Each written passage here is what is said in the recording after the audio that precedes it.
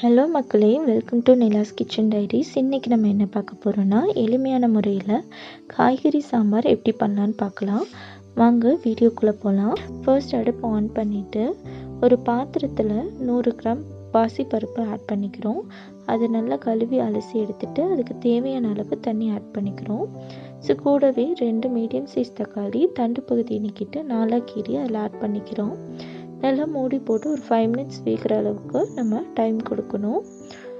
நல்லா தக்காளி வேகும் போதே கூடவே ஒரு 5 பல் பூண்டு, சிறிதளவு மஞ்சத்தூள், 1 ஸ்பூன் ஜீரகம் இதில் ஆட் பண்ணி நல்லா வேக விட்டுறோம். ஸோ இந்த ஸ்டேஜில் நம்ம காய்கறிகளை நறுக்கி வச்சுட்டு பருப்பு வெந்ததும் நல்லா கரண்டியிலே மசிச்சு விடணும்.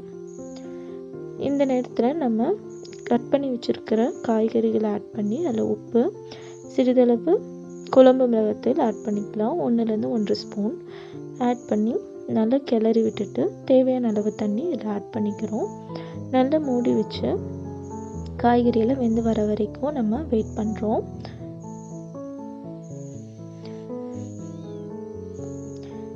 இடையில கிளறி விட்டு நம்ம காய் வெந்திருக்கான்னு பார்த்துக்கிறோம். ஸோ நல்லா வெந்து வந்ததும் இறக்கி வச்சுட்டு தாளிப்புக்கு சின்ன கரண்டி பாத்திரத்தை இதில் வச்சுட்டு ஒரு 3 ஸ்பூன் சமையல் எண்ணெய் ஆட் பண்ணிக்கிறோம். 1 ஸ்பூன் கடுகு, வெந்தயம் கலவை, ஒரு 10 சின்ன வெங்காயம் பொடி பொடியாக நறுக்குனதை ஆட் பண்ணிக்கிறோம். சிறிதளவுக்கு கருவேப்பிலை ஆட் பண்ணி நல்லா வேகிற அளவுக்கு வதக்கி விடணும். நல்லா பொன்னிறமாக இந்த வெங்காயம் நல்லா பொன்னிறமாக வெந்து வரணும். ஸோ இந்த தாளிப்பு ரெடியானதும் நம்ம ஆல்ரெடி வேக வச்சுருக்கிற சாம்பாரில் ஆட் பண்ணி